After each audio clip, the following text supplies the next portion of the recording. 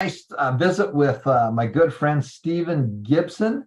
He is the author of Creating Family Prosperity, Where There Are No Jobs, How to Make More Money with Your Small Business. He and his wife have been very, very successful entrepreneurs and business people, and he wanted to give back. And so he created this program to be able to teach and help people start small businesses all over the world. And they have 735 chapters. You can go to ACE, it's called Academy for Creating Enterprise.com, because the next step for many of you is to be able to go through their classes as well. Now, we do it digitally so we can talk to people all over the world. Their classes are more face-to-face, toe-to-toe, so that you meet with people.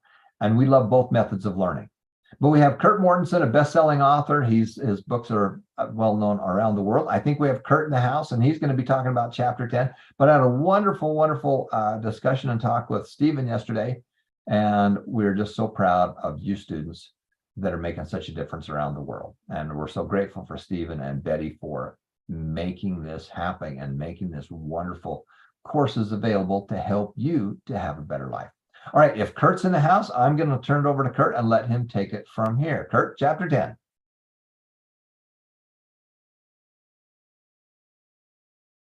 Hey, we're back. This is number 10 of Creating Family Prosperity. Anywhere in the world, even if you don't think there's jobs, even if you don't think you can do this, you can do this. You've got this. Other people can do it. You can do it. Follow the formula, follow the pattern, make it happen. Get yourself in the right state, in the right mindset. This is what we call, the core, the nitty gritty. We're going to go into some numbers today. It's very important. Don't roll your eyes back. Make sure you have everything printed out as we kind of go through this. Either digital, wherever, some places take notes, do the exercises. Today we're talking about in lesson 10, what records must I keep each day? So we're doing page 65 here. Yeah, records, we have to keep records. That's what you need to do. It's keep the score. If you like football, whatever sport you like, whatever it is, you keep the score. You have to know who's winning. Well, it doesn't matter who wins. Yeah, it does. What's Tom Painter say all the time? It's a game, and in games you have to keep the score. And how do you keep the score? With records. I know there's some trends around the world, even here in the United States, where, let's not keep score. We don't want to hurt feelings. Well, everybody's a winner. Hello, that's not how business works. There's winners and losers. Sometimes you lose, sometimes you win. And even in those games, the kids are keeping score. They know who's winning and losing because that's what we need. And learning how to lose in life is more important than how to win. But when you keep the score, you keep records, you can win. You know when you're winning. So let's start there on 65 with the main ideas to learn.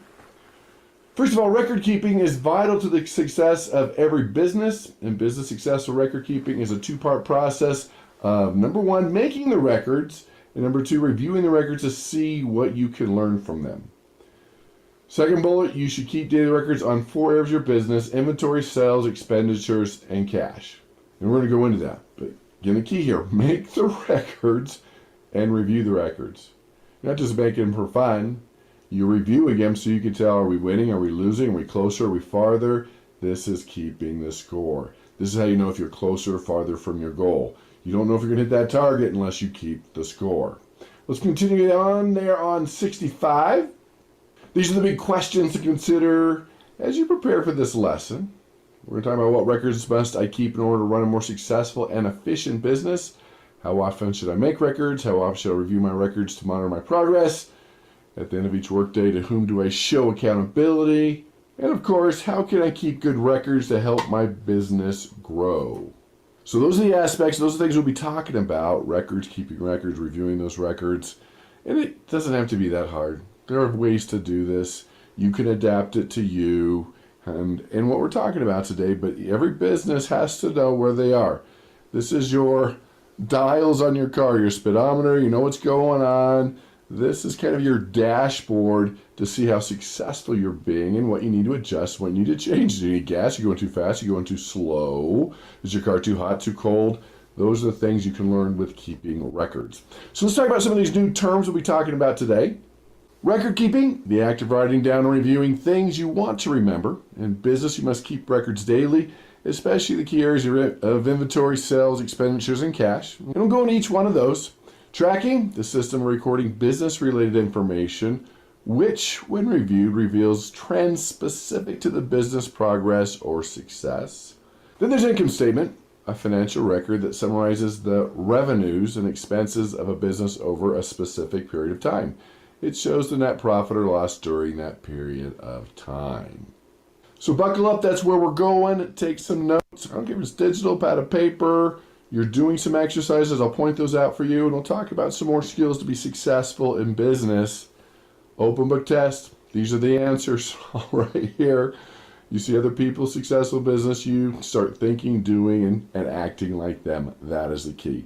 So let's continue on 65, where it says, in lesson 9, you learned about managing your cash flow and inventory. In this lesson, you will learn how to create order in your business by keeping and reviewing records daily. And there's some resources there for you to look up. To continue on page 65, the importance of record keeping. Record keeping is an important principle that goes hand in hand with being organized. Record keeping is a two-part process of making the records and reviewing the records to see what you can learn from them. Keeping records. In addition to recording personal and family activities, you should keep daily records related to your business. Record keeping in your business allows you to see what you've done in the past, and therefore helps you continue your success and eliminate your mistakes. It also creates a history that will, over time, reveal trends in various aspects of your business. For example, by recording your business actions daily, you might find you sell more on Tuesdays and Wednesdays than you do on other days of the week. You might see that you get more customers during the afternoon hours than in the morning. Or you might notice a substantial decrease in cost after you begin working with a new supplier. All these trends provides valuable information that can help you make better decisions and run a more profitable business. And a profitable business helps you reach your ultimate goal of moving your family toward prosperity. What changes might you make in the operation of your business if you've learned that Tuesdays and Wednesdays are the strongest sales days? So some things to think about there. So not just daily, might be hourly. I know that seems like a lot. Again, it could be digital, on your phone, on a laptop, on a piece of paper. Call someone up and have them write it down, a recorded message and write it down later, whatever you need to do. But if you realize that question, most of your sales are Tuesdays and Wednesdays afternoon, maybe you're hiring somebody, bringing more inventory, focusing on that area a little bit more. So if you're keeping track of areas, time of day, hours of the day, when are you selling the most, days of the week, all those things come together, then you realize, wow, that was worth keeping it. Because if most of your sales happen Tuesdays and Wednesdays afternoons, right, you could change the game, fix it up. Maybe Saturday's not a good day for you. Maybe, right, fill in the blank and work through that as you understand that. So let's continue on 66. Some business owners understand the importance of keeping records, but think the counsel applies only to large businesses or to complex businesses. Simply not true. Every business can benefit from good records, even if your business is small. Written records are vital. You simply cannot remember every detail of what occurs in your business, especially after long periods of time. Your memory will surely fade as days and weeks pass, but ink never fades. Record keeping enables you to see, with no doubt at all, what has truly happened in your business each day. Hey, the numbers don't lie. They're always there. It's like a video. They say the big guy in the sky never lies, right? A videotape, it's there, it's happened. We don't have to think about it, assume it's all there, the numbers are there. That helps us move forward in a successful way. So get some more of those questions. What could prevent you from keeping your records daily? That's up to you. You got to figure that one out. How can you deal with those obstacles and press forward through record keeping? What problems could occur if you fail to keep records of your business activities?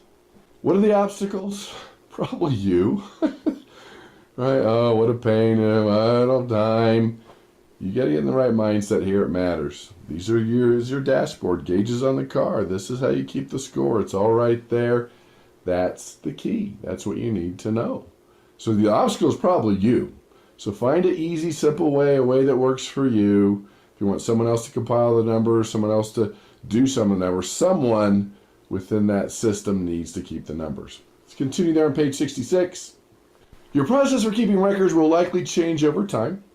No matter what business you run or how big that business is, you, the owner, will always ultimately accountable for the quality of your records because you have the most invested in the business, both financially and emotionally.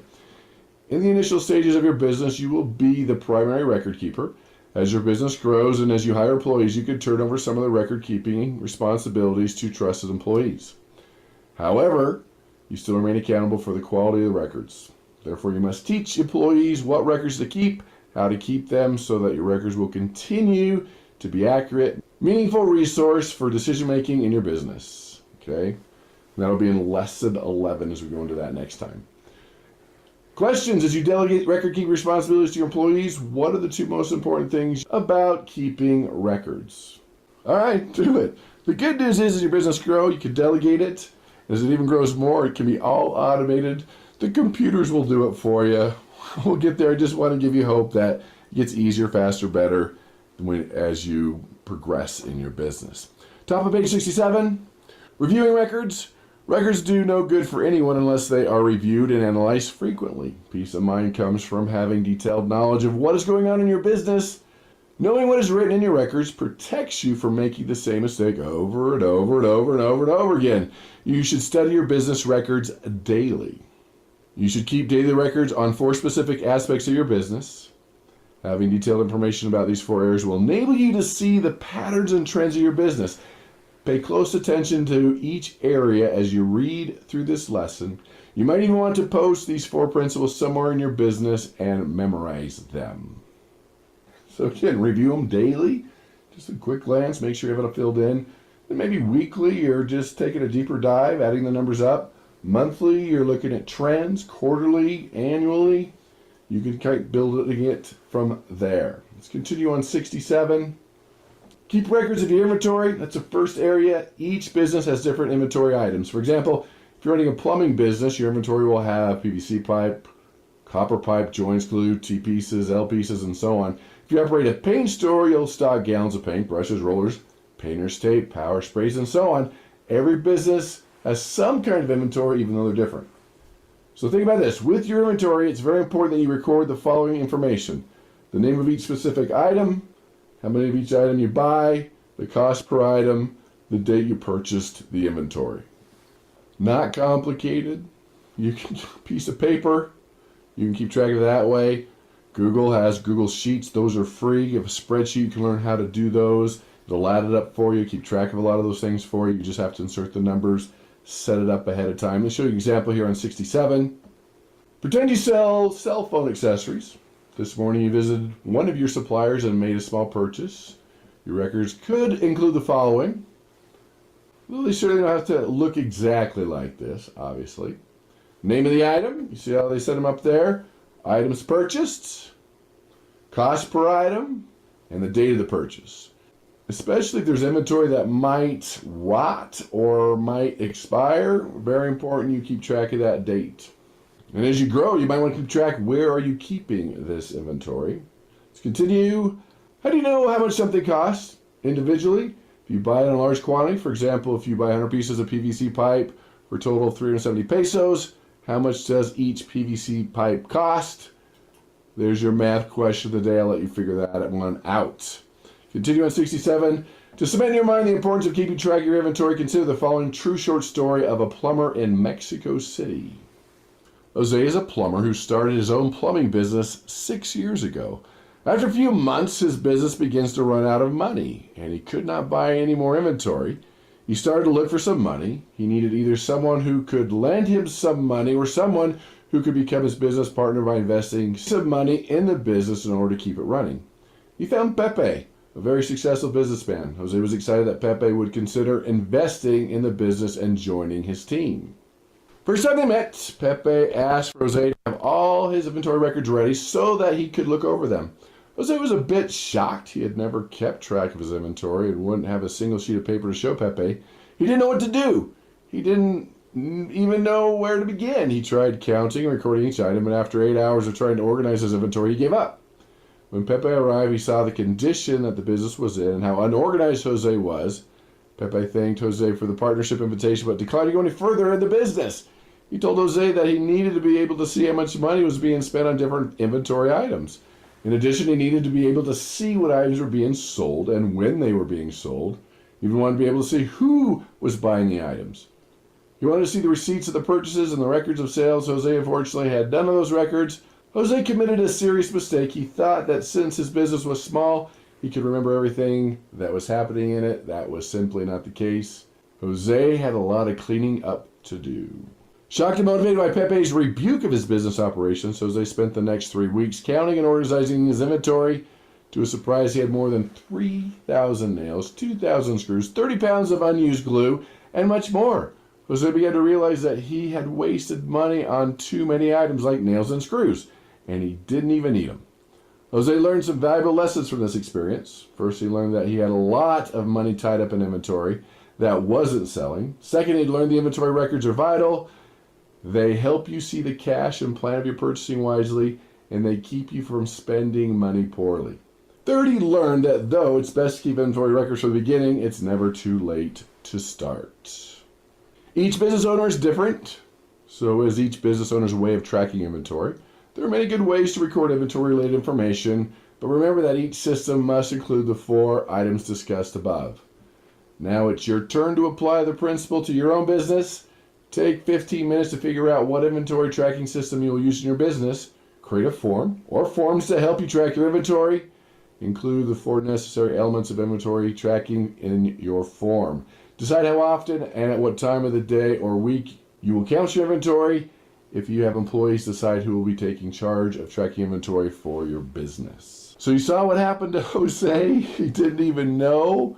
And that happens to even people running their house. They go to the store. Oh, I need some ketchup. I need some butter. I need some. And they keep buying it. And then fast forward 3 months, they have 6 things of butter and 4 things of this because they didn't take inventory before they went shopping. They just thought they needed it. They might need it. They could need it. They'll need it in the future. But then they expire, they waste, and you might have 6 of them which you'll never use in maybe 2 or 3 years. So on the top of page 69, keep record of your sales. The second type of business transaction that must be monitored through record keeping is sales. Every time you sell an item to a customer, you need a written record of the event. The record should include the following information. Number 1, description of the item. Number 2, the date on which it was sold and time if possible. The sales price. Number 4, whether the purchase was made by cash, check, or credit. Number 5, the name of the customer. Think of well-established businesses that you visit often and answer the following questions. When you make a purchase at the store, what do you receive from the cashier as a record? It's that receipt, right? There's a record there, but it goes beyond that. Supermarkets are keeping track of your purchases. That's why many of them are starting to ask for a cell phone number. They might ask for, personal information. There might be a secret club that you can join. They do that to track your purchases. Now, around the world, even in the United States, when you buy groceries, they're tracking you, see what you're doing. They try to find out what media you're watching, but then they customize the coupons that you would use on the back of your receipt. So receipts are important. Let's explore receipts continue on 69. Why is that receipt important? It gives them a record of the purchase. If they like the item, want more of it, they can look at the receipt and remember where they bought it. Also, if they want to exchange or return an item, they have proof of purchase. Other question, why is giving a receipt important to the seller? It creates a record of the transaction for the seller. On the receipt is a list of the information the seller needs in order to record the details of the sale. So let's back up a little and talk about that. So even if you're busy, that receipt or a duplicate of that receipt or a copy of that receipt can be used later that day to hand to an employee or do yourself to figure out date, time, purchase, customer. You might want to even add to that list to the customer a little bit about the customer, their preferences, what they like, what they don't like, what you know about them, their personality. We talked about connecting and trust, especially someone you want to keep as a long-term customer. Let's continue and talk about some questions I want you to do as homework. There in 69. When you look over a week's worth of receipts, what valuable information can you learn from the details you've recorded about in every sale? Answers there. What advantage does this information give you as a business owner? We're able to look over a month's or a year's worth of receipts. What valuable information can you learn from the details you've recorded about every sale? Perhaps the most motivating part of the tracking your sales is that you can compare what you paid for an item with what you sold the item for and calculate how much of a profit you made. So I'm letting you look at the answers there in 69, come up with your own answers, adapt it, adjust it, modify it to you. That's the key. You have to do it. How you do it's up to you. That's important to understand. So let's go to the top of page 70. It says, now it's your turn to apply the principle. Tracking your sales to your own business. Take 15 minutes to figure out what sales tracking systems you will use in your business. Create a form or forms to help you track your sales. Include the 5 necessary elements of tracking in your form. So pause it. Make sure you do that. We've talked about, but I really want you to engage in that. And then create a template for the receipts you will issue to your customers. How can you make sure the customers don't have to wait a long time while you're filling out the receipt? If you have employees, decide who will be in charge of tracking sales for your business. So it could be on a piece of paper.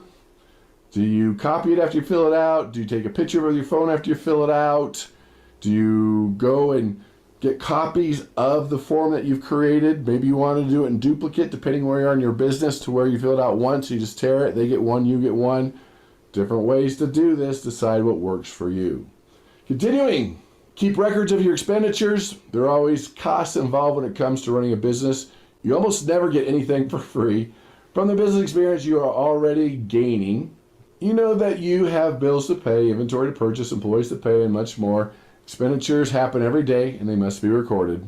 Every time you spend money on anything related to the business, you need a written record of that event, or else a digital record. That record should include the following information: a description of the item service, the date on which you bought the item received for the service, time if you can, the purchase price, whether the purchase was made by cash, check, or credit, the name of the business you purchased the items or service from. So thinking about your own business, please list all your regular reoccurring expenses, especially if you're dealing in cash and a supplier or an employee, anybody. Well, you didn't pay me. No, I don't know you didn't. And you're like, boop, yes, I did, right here. Here's your signature. Have them sign it if you want. You're feeling a little trust issue there with an employee or supplier, have them sign it. It's done. They did it. They take delivery. You've paid them. Whatever it is, you got to track that too. So the bottom of 70 on top of 71, when you track your expenditures, you will be able to see your spending patterns from day to day, week to week, and month to month. Tracking your spending patterns and your expenditures will enable you to judge whether you are spending wisely. Also, in case you need to return an item or dispute a charge. For example, if you were charged 40 pesos for something that should have been just 30 pesos, you need a written receipt as proof of purchase or to clear up any discrepancies or misunderstandings. Since receipts are clearly an important record of expenditures, you'll want to keep them safe. Think about physical layout of your business. Where's a safe place for you to keep your records so that they are always protected? Protect them. You don't want people stealing them, adjusting them, burning them. I mean, strange things happen. And if it's really, really critical, you might want to have duplicate copies, maybe digital. That's easy with digital. If it's really important, you can make photocopies with the physical. If it's digital, you can leave a copy here and I'll leave a copy there in case there's a fire or something happens, or there's a theft or a robbery. Let's continue on 71. When you receive a bill, you must remember that it should go in the same place each and every time. Running your own business requires a great deal of organization. If you don't have a specific location for unpaid and for paid bills, you will likely lose track of your expenditures. It is extremely important that you place your paid bills in one location and your unpaid bills in a separate location. A good suggestion is to have a file for unpaid bills. Once they are paid, mark them paid and include the date of the payment and move it to the file for paid bills. Ask yourself, what type of system will you use in your business to file the expenditure records? Now it's your turn to apply the principle to your own business. Take 15 minutes to figure out what expenditure tracking system you will use in your business. Create a form or forms to help you track your expenditures. Include the 5 necessary elements of sales tracking in your form. And you think, well, duh, of course, but I've seen a lot of entrepreneurs mail everywhere, things everywhere. They get an overdue notice, they have to pay fees, they lose the confidence and trust of a supplier or as a vendor because they lost the bill. They would have paid it, they could have paid it, but they didn't know. Same place every time. Unpaid, move them to paid, all the records are there. So you know that once a week you're paying bills, you get it out, they're all right there, they're always put right there. Hit paid, they're there for if the future to keep you track of your records And of course, if they ever come back and say you never paid. Continuing 71. Keep records of your cash balance. Cash is the fourth and final item that you'll need to track daily. At the end of each business day, you should do the following. Number 1, add up all the sales you've had for the day. Calculate how much money you should have received and put in your cash register drawer or bank account. Also calculate how much money you have spent on inventory or bill paying. Figure out exactly how much cash should be left in the cash register or drawer. 2, count the cash from your cash register or drawer. 3, compare those two numbers. They match your cash's balance. If they don't, you need to find the missing money. 4, put extra money into the safe deposit or bank account. Never keep extra money lying around. Why is counting your cash an important activity to do daily? And what important information does daily tracking give you about your cash? So think about that. Look at the answer there on 71. Compare it to you. Customize it to you. So wrapping up, look at 72. Income statement. There's an additional record you should keep and review regularly, though not necessarily daily. So an income statement is a financial record that summarizes the revenues and expenses of the business over a specified period of time, usually a week, month, and year. The income statement shows the net profit or loss during that period of time. The value of an income statement is that it provides a snapshot of how profitable the business was over a specific period of time. The information on the income statement answers the question, how is my business doing? So every income statement needs 3 important identifiers on the top center of the statement. These pieces of information help the business owners keep good records and compare multiple income statements to discover important trends within the business. Here they are. Number 1, the name of the business. Number 2, label, income statement. Number 3, the period of time covered by the statement, the date, obviously. Then you look at the 7 parts. I'm going to let you review this, but revenue, cost of goods, gross profit, profit before taxes, taxes, net profit, or loss. Those are the numbers you'll be looking for. You can use the sample income statement on the following page as a guide to help you create your own income statement template to use on a regular basis. Remember that you do not have to create an income statement daily, but you should create it frequently and review it frequently to assess the profitability of your business. After all, the whole purpose of being in business is to generate profit every day. Now, don't get overwhelmed here. We can do some numbers. We can do some digital things. There's a great example. Look on 73. There's a great example there you take a look at. Has all the pieces that you need there. A little at a time. Maybe do it monthly and go to weekly, but you know exactly where you are. And it gets easier, faster, better. It's not as complicated as you think. It's much faster and more critical than you think. So final pieces on page 74. Your final writing assignment from memory without looking back at the lesson list for business indicators that you must keep records on each day. Put them down there. If you miss one, go back and look it up.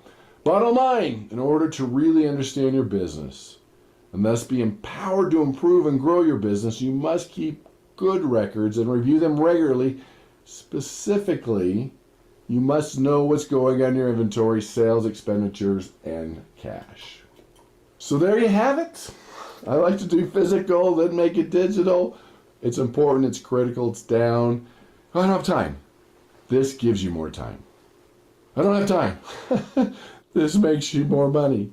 It gives you more time. Once you set it up, that is the key. Once you set it up, it's going to save you time, make you money, be more successful. You're keeping score. You have a dashboard of your business, just like on a car or a motor scooter. You know what's going on.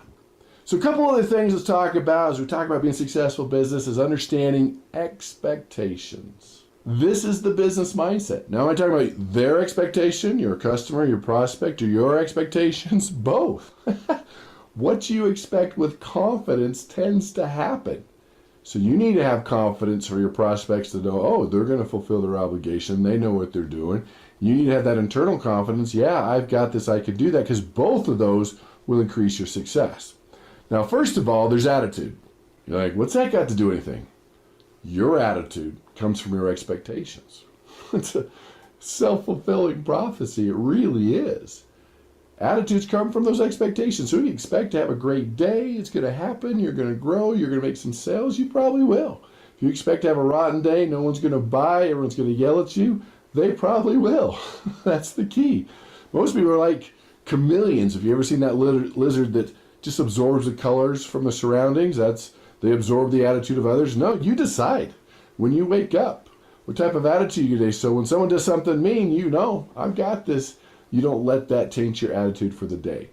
The other piece is expectations influence reality. It puts you into a better state. You feel more influential. You get that self-fulfilling prophecy. That's all part of this. Just it's critical for you to manage your expectations, but also their expectations. So when you're talking to somebody, your expectation that they're going to purchase, that you can accomplish it, there's a couple of factors here. And you communicate your expectations with 3 ways. Through your voice. People can hear their expectations. They're going to buy.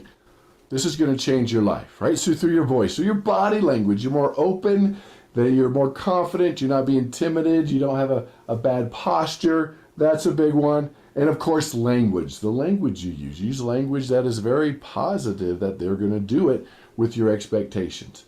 People pick up on these things, and it should be in a positive way. Next one, I want to give you some examples here.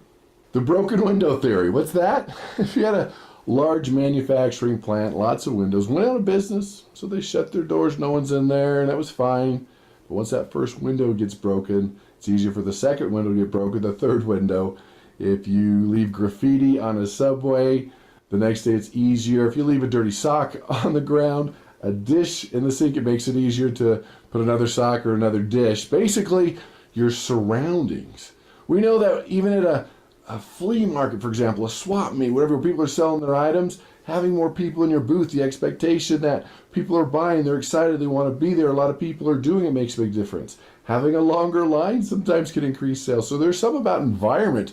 Do they feel like they're expected to buy, that you want them to buy, that other people are buying? What are those expectations? And of course, how can you make it as easy as possible to purchase from you? The other one, the power of expectations, a littering study. 5th graders, they gave them these candies, they unwrapped them, and they threw the wrappers on the ground. They counted them. All right.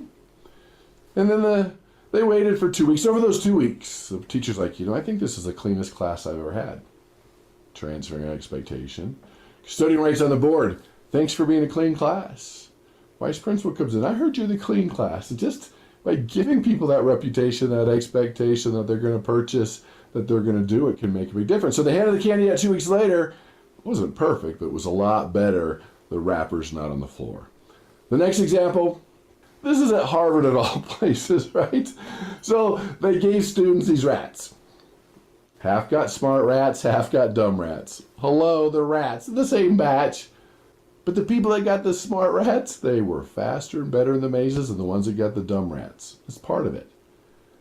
And the big piece I want to talk about is your presupposition.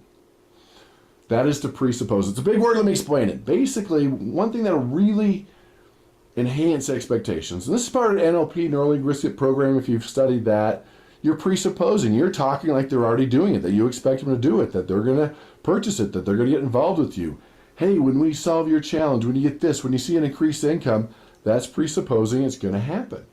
And you want to talk in a way that it's just done. They're going to do it. That makes a big difference in the world of persuasion. Now, you don't want to lead with this. When a car salesman says, you're going to love how this car handles in the mountain, you're like, I don't even like this car. But when they're sitting on the fence thinking this is a good thing, presuppose. Here's some examples. When you want your couch, presupposes they're buying the couch. Should I call you Tuesday or Wednesday? Presupposes you're going to have a meeting.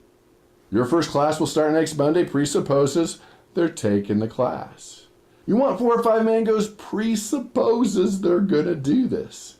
You've got this. This is lesson 10. You can make it happen. You can go to the gold mine. Let's go to the gold mine. A couple examples here. The first one's Napoleon Hill, Think and Grow Rich. Talks about a gold mine.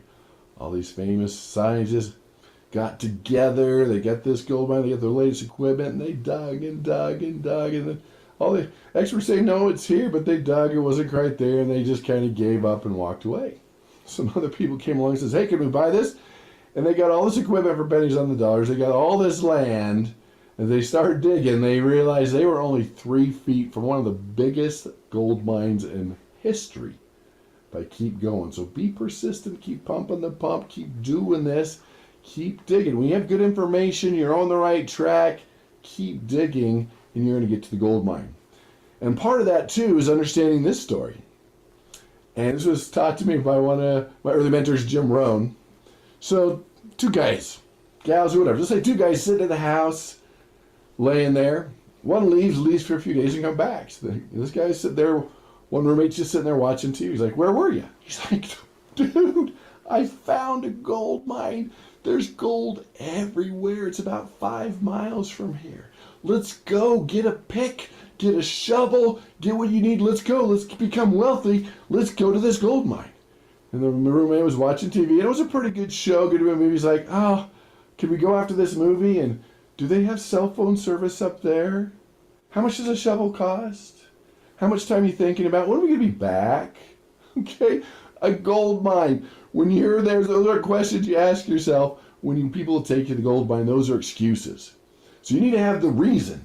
Go to the gold mine, keep digging until you find it, or excuses. Yeah, that's the only two you have. The reason to do it, to make it happen, to stay persistent, or all the excuses why it's not going to work. Successful entrepreneurs, business owners, they don't make excuses. They just make it happen. They find the reasons to be successful, and that's the key. So that's lesson 10. You've got this. You could do this. Stay on focus. Do the homework. Review your notes. Review the video. Whatever you need to do. Then once you've mastered that, I'll see you on the lesson 11. These skills are critical. They're proven. They will make you successful. So master these skills. Become more prosperous. Get a more successful business. Teach others the principles of wealth. And together, what are we going to do? Go out and make the world a better place. Thanks, Kurt. We so appreciate you being in the class with us today. And again, remember that business is a game and games are fun. So let's go have some fun with it. Thanks, Kurt. And we're going to say goodbye to our friends from around the world. We're going to be right back with our next